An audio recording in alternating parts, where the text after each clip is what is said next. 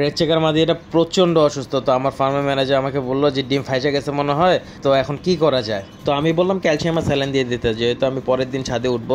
তো একদিন পরে কবুতরের ডিমটা পরিপক্ক হলে আমি কবুতরের সুন্দর মতো করে এটাকে চেপে চেপে ডিমটা বের করে দেবো, এটাই আমার প্ল্যান ছিল। ছাদে এসে দেখি কবুতরটা প্রচণ্ড অসুস্থ, কবুতরটা ঠান্ডা লাগছে, তার মধ্যে আবার খাবারগুলো বুকের মধ্যে চাকা চাকা হয়ে আছে এবং তার সাথে প্রচণ্ড পানি খাচ্ছে। তো আমি বুঝলাম এটা কী সমস্যা।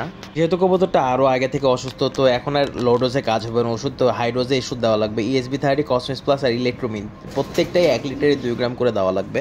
আমি এই মেডিসিনটা আরও 3 থেকে 5 দিন ব্যবহার করব। তো 3 দিনে যদি ঠিক না হয় বা ইম্প্রুভমেন্টের দিকে যদি না যায়, তাহলে আমি এর সাথে আরও একটা মেডিসিন অ্যাড করবো, সেটা হলো টাইলোডক্সি প্লাস।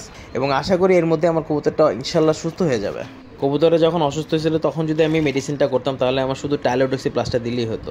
মেডিসিনগুলো মিলানোর পরে আমি একটা সিরিঞ্জে 15 সিসি নিব এবং এটাকে কবুতরটাকে দিনে 2 বেলা করে আমি 3 থেকে 5 দিন খাওয়াবো।